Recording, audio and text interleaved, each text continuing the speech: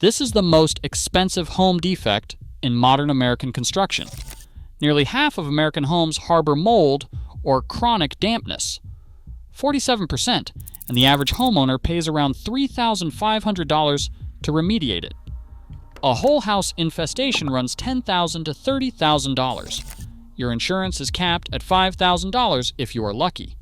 Most policies exclude it entirely. And here's the part nobody is supposed to mention. The walls were designed this way. The vapor barrier, the airtight envelope, the building code itself, they were rewritten to do exactly this. It starts with the oil embargo in 1973 that turned every American home into a sealed plastic bag. For 2,000 years, walls were built to breathe. Romans used lime plaster, a vapor-permeable material with around 9 perms of breathability. Some ancient lime stuccos exceeded 20 perms. Moisture moved through the wall in both directions, never getting trapped, never feeding mold. The Pantheon is still standing. Half the masonry of medieval Europe is still standing. Then, 1973 happened. OPEC launched an oil embargo. American gas prices nearly tripled. Energy panic took over.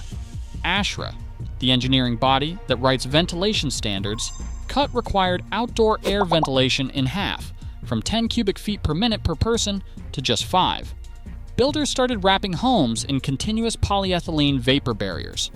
Lime plaster was replaced with cement and synthetic stucco.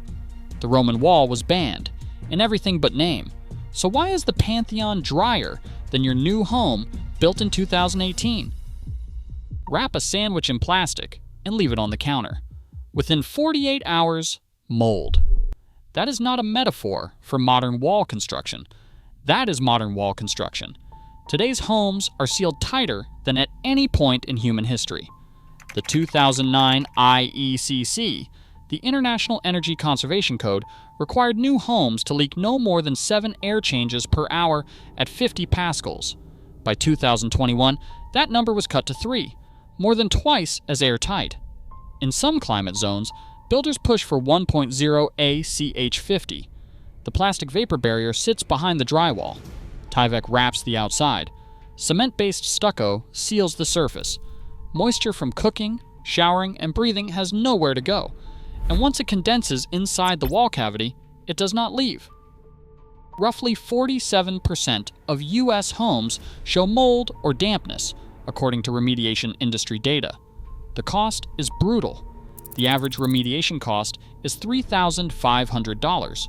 Whole house jobs range from $10,000 to $30,000. Insurance caps mold coverage at between $1,000 and $10,000, and it excludes most chronic moisture entirely. Then there is EIFS, synthetic stucco. The first class action was filed in North Carolina in 1995. By 2000, Drive-It alone settled 780 single-family residential cases across the Carolinas and Alabama. Settlements paid roughly $6 per square foot. Homeowners' actual repair bills are often double that. So how does a system this destructive get written into the National Building Code? This is not a theory.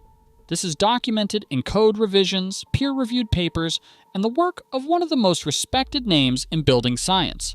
In 1973, ASHRAE Standard 6273 cut ventilation in half. By 2009, the International Energy Conservation Code required new homes to be airtight to 7 air changes per hour at 50 pascal. By 2021, that requirement dropped to 3 air changes per hour at 50 pascal. Each revision was sold as energy savings. Each revision tightened the building envelope without proportionally requiring mechanical ventilation enforcement. Joseph Elstibirek, called the Dean of North American Building Science by the Wall Street Journal in 2001, has been writing about this since the 1990s. In 2007, he wrote a fine home building article titled Mold Explosion, Why Now? In 2004, he wrote a piece titled Built Wrong from the Start, Top 10 Blunders That Rot Your House, Waste Your Money, and Make You Sick. He authored a Department of Energy handbook on the topic. The industry knew. Then look at who profits. Foam insulation manufacturers, polyethylene vapor barrier producers, cement, and synthetic stucco companies, and HVAC manufacturers. Because once you eliminate natural ventilation, you must mechanically ventilate. And in 2002, the insurance industry's standards body inserted mold exclusion language into policy templates nationwide, capping payouts and pushing the cost back onto homeowners. Lime plaster has no national lobby. There is no big lime. No one profits when you build a wall that breathes, so no one writes that wall into the code. Here's how to fight back. If you are building or renovating, ask your builder for what Les de Bourrique calls the perfect wall. Exterior rigid foam insulation outside the sheathing. No interior plastic. With a vapor profile that lets the wall dry in both directions. Building Science Corporation publishes the assemblies for free at buildingscience.com, or specify lime plaster on interior walls instead of standard drywall paint. Companies like Vasari and Promason supply it nationally. Its vapor permeability is around 9 perms, versus less than 1 for typical latex paint. If you are a renter, or you want a fix that fits in a weekend, buy a $15 hygrometer and keep humidity between 30 and 50% year-round. Run your bathroom exhaust fan for 30 minutes after every shower, not 5. If your home was built after 2009, ask whether it has an HRV or an ERV ventilation unit. These units are often installed and then turned off because owners were not told what they do.